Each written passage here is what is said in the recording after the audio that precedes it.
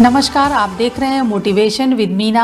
अब बिहार बीएड के रिजल्ट्स आ चुके हैं और इसकी जो सेकंड टॉपर गर्ल्स कैटेगरी में सेकंड टॉपर है अर्चना कुमारी, जिन्हें 120 में से मिले 101 अंक। सेकंड टॉपर है, बीएड करके और शिक्षक बनना चाहती, टीचर बनना चाहती हैं। मेरे साथ बिहार से जुड़ेंगी अर्चना कुमारी, और जो बताएंगी कि जो बीएड का ये सिलेबस क्या होता है, कैसे कौन कौन सी उन्होंने बुक्स पढ़ी, कैसे उन्होंने ये तैयारी पूरी की और कितना टाइम उन्होंने डिवोट किया है बीएड की तैयारी में, और सेकंड टॉपर बनके उन्हें कैसा लग रहा है, और टीचिंग का प्रोफेशन उन्होंने क्यों चुना, इसके बारे में बात करेंगी। अर्चना ये बताओ कि आपने बीएड में टॉप किया है और कैसा आपको लग रहा है, मतलब ये जो अचीवमेंट है इसको कितना बड़ा मानती हैं आप? थैंक यू मैम, मुझे कंग्रेचुलेट करने के लिए। और मुझे बहुत अच्छा लग रहा है कि मैंने सेकंड टॉप ये रैंक हासिल किया है। मैंने इवन सोचा भी नहीं था, मतलब कि मुझे 101 रैंक पे मैं सेकंड टॉप पे आ जाऊंगी, और काफी अच्छा लग रहा है।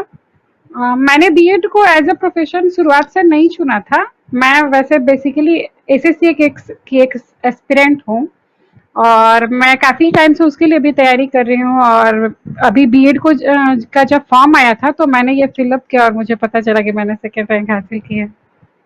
ओके, अब आप बताओ अर्चना, अपने बारे में थोड़ा बताइए। आप बिहार के किस जिले में रहती हैं, ग्रामीण क्षेत्र में रहती हैं, शहरी क्षेत्र में रहती हैं, और आपकी स्कूलिंग वगैरह कहाँ से हुई है?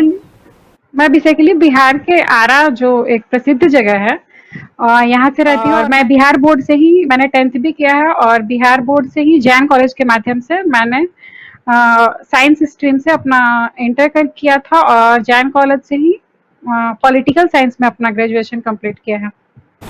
ओके, अब जब आपकी अब पूरे बिहार में आप फेमस हो गई हैं, लोग सोच रहे हैं, मतलब लोग चर्चा कर रहे हैं कि अर्चना कुमारी ने बीएड में टॉप किया।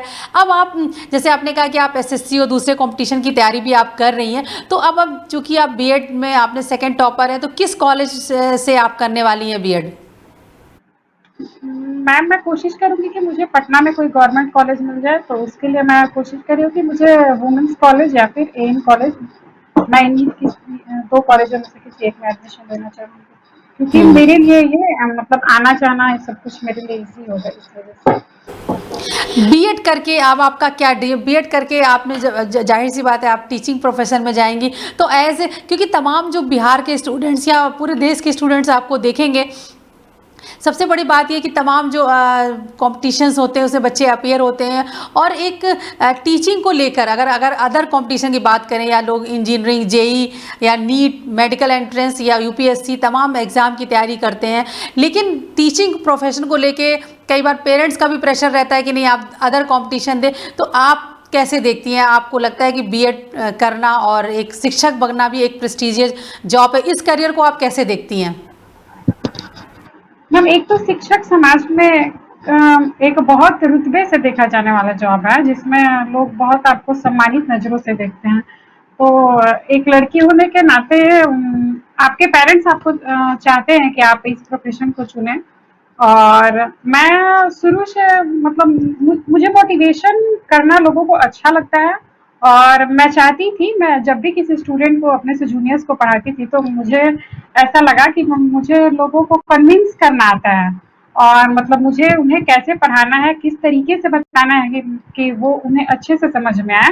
तो मुझे उस में पारंगत थोड़ी बहुत है, तो इसलिए मुझे लगा कि मुझे प्रोफेशन चूज करना चाहिए, और कहीं ना कहीं मैं इससे लोगों की मदद भी कर पाऊंगी, और मुझे अपने लिए एक अच्छा प्रोफेशन भी मिल पाएगा। ओके, अब मैं अर्चना आपसे बीएड की तैयारी के बारे में बात कर रही हूँ, क्योंकि तमाम जो गर्ल्स स्टूडेंट है खासतौर पे उनकी आप रोल मॉडल बन गई है। लोग जानना चाहते हैं कि हम वो कैसे इसमें आगे आ सकती हैं और कैसे बीएड में अच्छे, क्योंकि बहुत सारे स्टूडेंट ने इस बार तैयारी की लेकिन अच्छी उनकी रैंक नहीं आ पाई है, तो हो सकता है कि उन्हें वो मनचाहे उनको कॉलेजेस ना मिल पाए। इसलिए मैं डिटेल में चाहती हूँ कि आप मुझे बीएड प्रिपरेशन के बारे में बताएं कि जो बीएड का 120 नंबर का पेपर होता है, और इसमें जो तमाम विषय होते हैं, सबसे पहले अगर आप चाहें तो हम सामान्य अंग्रेजी से स्टार्ट कर सकते हैं। जो जनरल इंग्लिश है 15 नंबर का जो ये क्वेश्चंस आते हैं, ये इसकी तैयारी आपने कैसे की थी और किस तरह के सवाल पूछे जाते हैं? मैंने जो इंग्लिश का पेपर दिया था, एक तो वो 120 नंबर में से मात्र 15 नंबर के पेपर जो थे वो इंग्लिश के थे। और इंग्लिश का लेवल कोई बहुत ऊपर नहीं था। ग्रामर जिसका थोड़ा बहुत भी अच्छा होगा और जिसको वर्ड्स की नॉलेज अच्छी होगी वो आराम से 15 आउट ऑफ 13 स्कोर कर सकता है। मुझे जहाँ तक लगता है 13-14 कोई बहुत बड़ी बात नहीं है इंग्लिश में स्कोर करना। आप थोड़ा डिटेल में बताइए अर्चना कि जनरल इंग्लिश की तमाम जो और स्टूडेंट्स अब नेक्स्ट ईयर भी बीएड के एग्ज़ाम में अपीयर होंगे, आप उनके लिए बताइए कि जनरल इंग्लिश में ठीक है 15 नंबर है, लेकिन कंपटीशन में हर क्वेश्चन हर नंबर बहुत इंपॉर्टेंट होता है। तो जनरल इंग्लिश की तैयारी करने के लिए किस लेवल के, यानी 12th क्लास के या 10th क्लास लेवल के क्वेश्चन आते हैं, ग्रामर आती है, कॉम्प्रिहेंशन आता है, क्या चीज़ें आती हैं और उसकी तैयारी कैसे करनी चाहिए? क्या कोई बुक आप रिकमेंड करेंगी? सबसे पहले तो जिन लोगों को बीएड की तैयारी करनी है उनके लिए अच्छा होगा कि वो प्रीवियस पेपर्स देखें कि लास्ट ईयर जो पेपर्स आए हैं उनमें क्वेश्चन का लेवल क्या है। मैंने जब बीएड की तैयारी शुरू की थी तो यूनिक पब्लिकेशन की एक गाइड थी जिसमें मैंने देखा था कि प्रीवियस जो पेपर्स है वो कैसे हैं। तो उसके हिसाब से मैंने कुछ बुक्स, जैसे मैं एसएससी के लिए प्रिपेयर करती हूँ तो मैं एक ब्लैक बुक पढ़ती हूँ और स्टैंडर्ड 10th या 12th से ज़्यादा नहीं होगा, मुश्किल से 10th, इससे ज़्यादा लेवल नहीं था बीएड के पेपर का। और वर्ड्स की नॉलेज अच्छी होनी चाहिए। अगर मैं ब्लैक बुक पढ़ती हूँ और एक विद्यासागर पब्लिकेशन करके एक बुक आती है साइनो एंटोनिम्स की, आप चाहे तो वो पढ़ सकते हैं। और न्यूज़पेपर्स पढ़िए, इंग्लिश न्यूज़पेपर्स जिनको पढ़ने की आदत है वो उनके लिए सबसे बेस्ट है। जनरल संस्कृत या शिक्षा शास्त्र और जनरल हिंदी के बारे में बताएं। मैम मैं बिहार बोर्ड से हूँ तो हिंदी हमारे लिए शुरू से कोई मतलब ये नहीं था, लेकिन हिंदी में सबसे मेन टॉपिक्स जो हैं वो बीएड में वो संधि, समास और ये उपसर्ग प्रत्यय जो सफिक्स प्रीफिक्स इंग्लिश में होते हैं वो चीजें थी। तो उसके लिए हम बेसिकली मैंने हिंदी की कुछ 8th-9th क्लास की जो मेरी बुक्स थी मैंने वो सभी अभी संभाल के रखी हुई हैं। तो मैं उन बुक से मैंने उन बुक से तैयारी की और इसके अलावा जो मैंने यूनिक पब्लिकेशन की गाइड ली थी उसके पीछे में सारे जो इम्पोर्टेंट ये हैं वो सारे दिए हुए थे। तो मैंने वो सारी पढ़ाई की तो और मुझे नहीं लगता था कि उस गाइड के बाहर भी क्वेश्चन आया था, वो एनफ था। ओके। अच्छा, इसके बाद जो 25 नंबर्स का आता है, जो रीजनिंग आती है, वो उसकी तैयारी आपने कैसे की? कितने घंटे आप प्रैक्टिस करती थी और कौन सी बुक आप पढ़ती थी? मैं रीजनिंग के लिए पहले तो आप प्रीवियस पेपर्स देते हैं तो आपको पता चलता है जैसे कौन कौन से टॉपिक्स रीजनिंग में बेसिकली आते हैं। तो जैसे ब्लड रिलेशन हो गया, इनइक्वालिटी हो गया और कोडिंग डिकोडिंग हो गया, ये सब चैप्टर्स जो हैं आपको बेसिकली ध्यान देना होगा। तो अगर आप चाहेंगे तो आप यूट्यूब की भी हेल्प लेके पढ़ सकते हैं, जिसमें आपको एक चैप्टर सर्च करते हैं और आपको सारे उनके सॉल्यूशंस मिल जाते हैं, या फिर किसी आप अच्छे टीचर से पढ़ सकते हैं। मैंने भी यूट्यूब से कई सारे चैनल से भी पढ़ा था और इनसे भी मैंने अच्छे से पढ़ाई की। और रीजनिंग ऐसा टॉपिक होता है जो आप जितनी मेहनत करते हैं, आप जितना प्रैक्टिस करते हैं, आपके रीजनिंग में उतना निखार आता है, आप क्वेश्चन को जल्दी अटेम्प्ट कर पाते हैं। टाइमिंग इशू भी होता है रीजनिंग में, इसलिए आप कोशिश करें कि आप जितनी जल्दी क्वेश्चंस को कर पाएं वो आपके लिए अच्छा होगा। तो और नंबर सीरीज का जहाँ तक बात है तो वो भी प्रैक्टिस की चीज है, आप जितनी ज्यादा प्रैक्टिस करेंगे उतनी ज्यादा उसमें। ओके अर्चना, रीजनिंग के बारे में बताएं, क्योंकि रीजनिंग के 25 नंबर के क्वेश्चंस आते हैं, बड़े इंपॉर्टेंट पार्ट है ये बीएड का। तो रीजनिंग की तैयारी कैसे करें, कौन सी बुक पढ़ें, किस तरह के सवाल आते हैं और कैसे प्रैक्टिस करनी चाहिए? रीजनिंग के सवाल में मैम सबसे ज्यादा इम्पोर्टेंट जो मुझे बीएड के पेपर में लगा वो सीरीज चैप्टर का था। उसमें से 5 क्वेश्चंस डायरेक्ट आए हुए थे और उसके लिए सबसे ज्यादा तो आपकी प्रैक्टिस मायने रखती है। इसके अलावा मार्केट्स में बहुत सारी बुक जो है अवेलेबल हैं इंग्लिश की, रीजनिंग की सॉरी, जिससे आप अच्छे से प्रैक्टिस कर सकते हैं। इसके अलावा मैं सजेस्ट करूंगी, जो चीज मैं करती थी वो मैं टेस्ट जरूर देती थी और जिसमें आप टेस्ट देने के बाद आप सॉल्यूशंस जरूर करें। सॉल्यूशंस से आपको पता चलता है कि आपने किस किस क्वेश्चन को गलत किया है और ये भी आपको धीरे धीरे नॉलेज होने लगता है कि आपका कौन सा चैप्टर अच्छा है और किस चैप्टर में अभी आपको और मेहनत करने की जरूरत है। अच्छा, आपका रीज़निंग में कोई ऐसा सवाल गलत हुआ हो जिससे आपको लगा हो कि अरे ये तो मैं समझने में मेरे से थोड़ी-सी गलती हो गई? क्योंकि बहुत सारे बच्चे जो हैं वो सिली मिस्टेक्स कर देते हैं, बाद में वो जब देखते हैं पेपर उनको लगता है अरे ये तो मुझे समझ में आना था। यानी एग्ज़ामिनेशन हॉल में कुछ आप छोटी-छोटी गलतियाँ कर देते हैं जिससे कि आपके मार्क्स कट जाते हैं। ऐसी कोई चीज़ आपने नोटिस की? यस मैम, इस बार पजल का क्वेश्चन था जिसमें पजल के क्वेश्चंस जब भी आते हैं तो वो पूरा एक पजल होता है और उसमें से 4 या 5 क्वेश्चंस एक पजल से पूछे जाते हैं। तो पजल से के क्वेश्चन करते समय स्पेशली ध्यान रखना होता है क्योंकि पहले तो आपको सब 5 लोग या फिर 6 लोग जो भी जितने भी पर्सन हैं उसमें उनके बीच आपको रिलेशन ये करना होता है और फिर सारे क्वेश्चन के आंसर देना होता है। तो उसमें मैं कहूँगी कि बहुत अच्छे से ध्यान करके वो बनाए, क्योंकि मुझे लगता है शायद एक क्वेश्चन मेरा भी उसमें गलत हुआ है, तो अब मुझे ध्यान होता तो शायद मैं भी नहीं करती। इसलिए मैं जरूर कहूंगी कि पजल के क्वेश्चन आप जरूर बनाएं, और वो एक ऐसा टॉपिक है जिसमें से एक क्वेश्चन से 5 क्वेश्चन डिराइव होते हैं, तो आप उन क्वेश्चन पर जरूर ध्यान दें। ओके।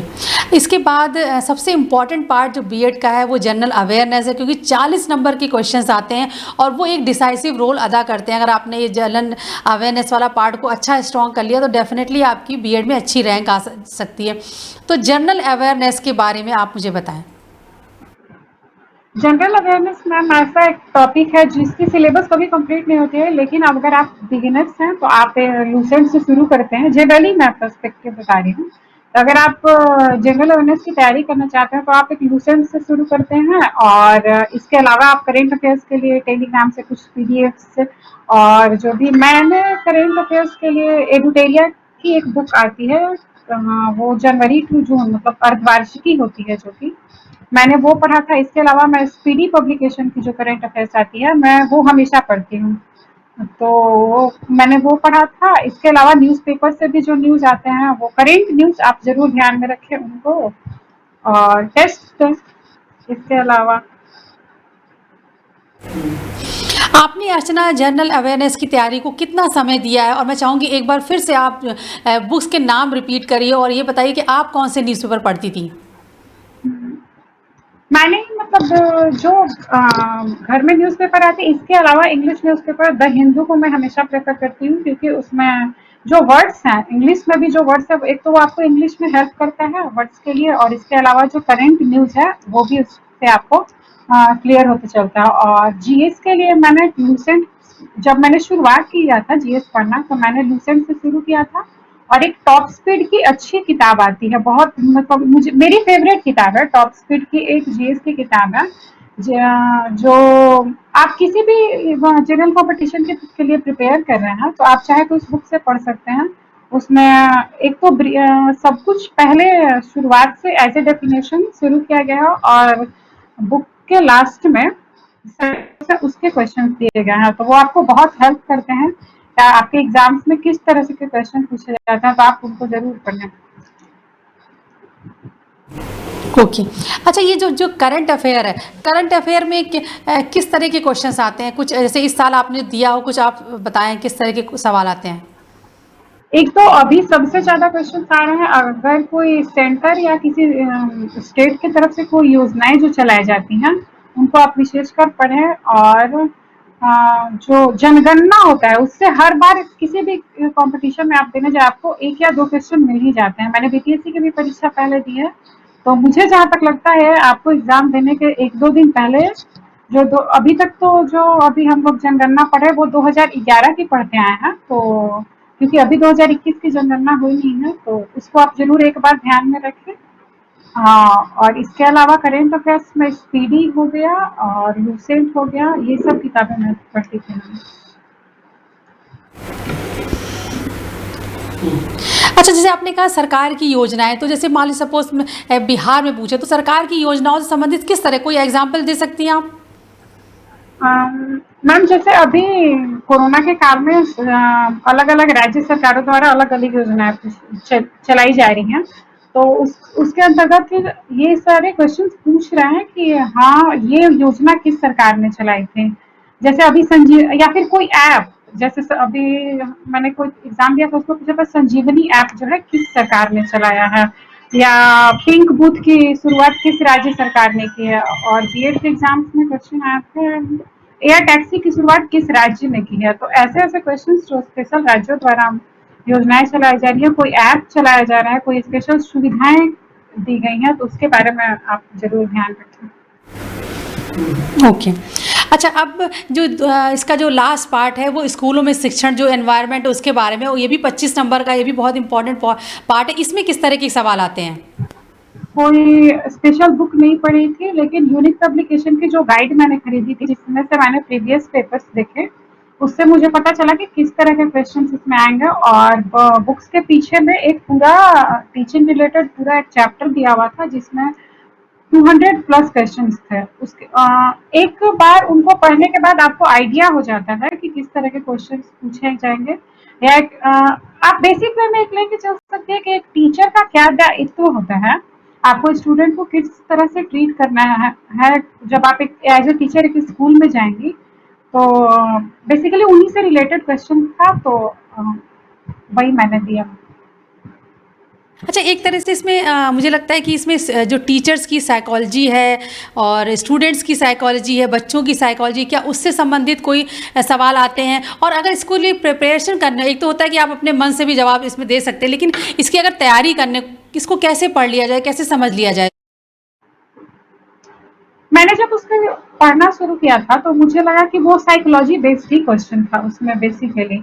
मतलब आप बच्चों की मानसिकता को कैसे समझ पाते हैं, और आपको उनमें डेवलपमेंट लाने के लिए क्या क्या आपको ये करना है, आपका क्या उसमें रोल होगा, उस पर आधारित क्वेश्चन थे। जैसे मैं एग्जाम्पल बता सकती हूँ, जैसे कोई बच्चा जो है वो पढ़ने में कमजोर है, तो आप उसको निखारने के लिए जो है, आप उसके टैलेंट को ये करने के लिए, इम्प्रूव करने के लिए आप क्या ये करोगे, उसमें ये चीजें थी। तो कभी भी आप टीचर की ही, मतलब मैंने जब इतना क्वेश्चन आंसर दिया, तो उसमें मुझे यही लगा था कि कभी भी क्वेश्चन का आंसर ना करते टाइम आप स्टूडेंट के मिस्टेक्स को मत ध्यान दीजिए, आप उसमें क्या सुधार कर सकते हैं एज ए टीचर, आपको वो चीजें ध्यान में रखनी है। ओके। दूसरा चलिए, ये तो हो गया कि आपने सारे बताया कि क्या क्या क्वेश्चंस आते हैं। एक बार फिर मैं बिहार स्टूडेंट्स के लिए कर देती हूँ कि जो स्टूडेंट अपेयर होना चाहते हैं बीएड के एग्ज़ाम में, तो इसमें आपको किन किन सब्जेक्ट्स की जानकारी होनी चाहिए? जनरल इंग्लिश की जानकारी होनी चाहिए, जनरल संस्कृत, जनरल हिंदी और रीजनिंग, जनरल अवेयरनेस, और स्कूलों में शिक्षण, यानी आपकी जो साइकोलॉजी है, एक टीचर्स और स्टूडेंट की साइकोलॉजी, उससे संबंधित सवाल आते हैं। आपने अर्चना, आपने ये एग्ज़ाम दिया और नो डाउट आपने बहुत अच्छे नंबर आपने हासिल किए। ओवरऑल आपको क्या लगता है कि जो बीएड का एग्ज़ाम है और स्टेट लेवल की जो दूसरी परीक्षाएं हो रही हैं, चाहे वो बैंकिंग हो या एसएससी हो, तो आपको क्या लग रहा है उस लेवल, किस लेवल का, यानी सिर्फ 12th लेवल का इसमें पूछा जा रहा है या उससे हायर है? मतलब ये बीएड का जो एग्ज़ाम है वो कितना अलग है बाकी जो स्टेट लेवल के एग्ज़ाम से? मैंने मैम स्टेट लेवल के एग्जाम्स में एक बार बिहार दरोगा का फॉर्म भरा था, और एनी हाउ मैं वो पेपर नहीं दे पाई। मतलब जिस सेंटर पर मेरा सेंटर पड़ा था, वहाँ वो कुछ वैसा हो गया उपद्रव टाइप, जिस वजह से मैं वो पेपर नहीं दे पाई थे। लेकिन एग्जाम का जो लेवल था दरोगा के लेवल से मेरे हिसाब से थोड़ा लोअर ही था, और डिफरेंस बस वही टीचिंग सेक्शन जो था वो बाकी पेपर्स में नहीं होता है और इसमें था, और बाकी स्टैंडर्ड ऑलमोस्ट सेम था।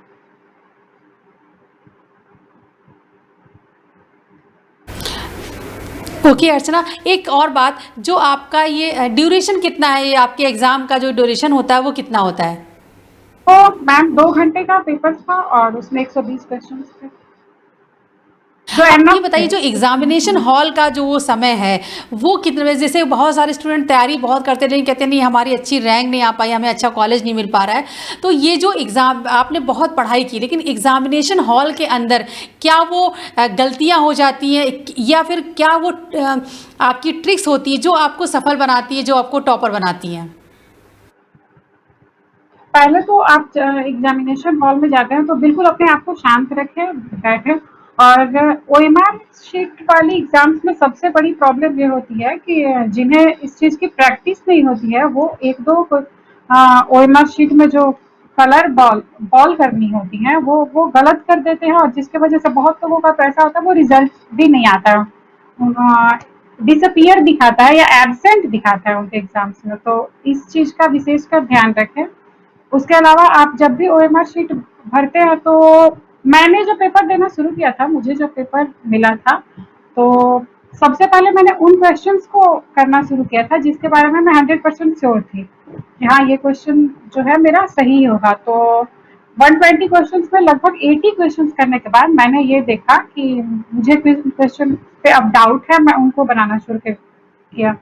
तो मैम 2 घंटा टाइम था और 1 घंटे से सवा घंटे एनफ था मेरे हिसाब से पेपर के लिए। 1 से सवा घंटा एनफ था और मैंने कर लिया था, सवा घंटा से 1.5 घंटा में मैंने पेपर कर लिया था। ओके तो ये आपने बहुत इंपॉर्टेंट बात बताई अर्चना, क्योंकि हमें 2 घंटे यानी उसमें अगर हम ठीक से परफॉर्म नहीं करते, पहली चीज़ तो आपको OMR शीट को उसको फिल करने की आपको प्रैक्टिस होनी चाहिए। पता लगा कई बार क्या होता है, इतनी हड़बड़ी होती है कि लोग क्वेश्चन नंबर 2 का जो टिक करना है वो 3rd में कर दिया या 1st में कर दिया, क्योंकि आपको वो एक तो आंसर देने की प्रैक्टिस आपको होनी चाहिए। OMR शीट को कैसे भरना ये आपको पता होना चाहिए। एग्जामिनेशन हॉल में आप बिल्कुल टाइम पे पहुँचे। और सवाल क्या अर्चना ऐसा भी हुआ था कि पता लगा आपने देखा रही तो 5 सवाल मुझे आते नहीं, तो कुछ घबराहट हुई? क्योंकि कई बार जो इस घबराहट में या प्रेशर में बहुत सारे स्टूडेंट बहुत सारी गलतियां कर जाते हैं, ऐसा आपके साथ में भी हुआ क्या? मैम टीचिंग सेक्शन के कुछ क्वेश्चंस ऐसे थे जिन्हें देखकर मुझे लगा कि मतलब मैं इनका आंसर नहीं कर पाऊंगी, मैंने नहीं पढ़ा है। तो मैंने सबसे पहले वो किया था कि जिन क्वेश्चंस के आंसर मुझे 100% पता थे, मैंने वो पहले अटेम्प्ट किया। उसके बाद मैंने रखा था कि मैं इनको लास्ट में देखूंगी। फिर ये हुआ कि मैंने उन क्वेश्चन का आंसर दिया और इस एग्जाम्स में सबसे बड़ी बात यह है कि इनमें निगेटिव मार्किंग नहीं है। तो आप क्वेश्चन का को बनाते हैं तो आप थोड़ा बहुत रिस्क भी ले सकते हैं, क्योंकि निगेटिव मार्किंग नहीं है बीएड के पेपर में। ओके थैंक यू अर्चना।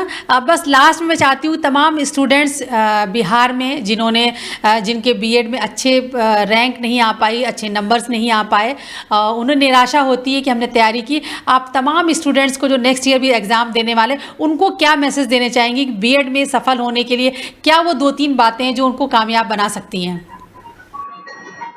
सबसे जरूरी तो मैम है कि आप रेगुलर प्रैक्टिस करें। ये कोई भी पेपर ऐसा नहीं होता है कि आप जैसे नेक्स्ट मंथ में आपका पेपर है, आपने इस मंथ तैयारी शुरू की और नेक्स्ट मंथ आपको अचीवमेंट मिल जाएगा। स्पेशली जीएस ऐसा सेक्शन होता है जिसमें अगर आपको शुरू से पढ़ाई नहीं करते आए हैं तो आप 1 महीने में चीजों को कवर नहीं कर सकते।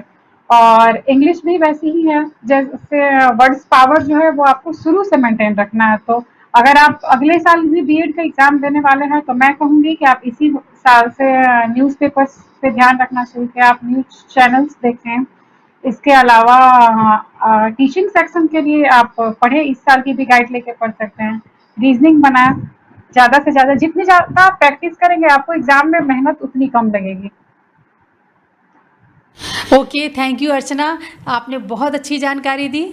Thank you ma'am. तो ये थी अर्चना कुमारी, बिहार के आरा शहर से मेरे साथ जुड़ी थी। उन्होंने बीएड में 2nd रैंक हासिल की है।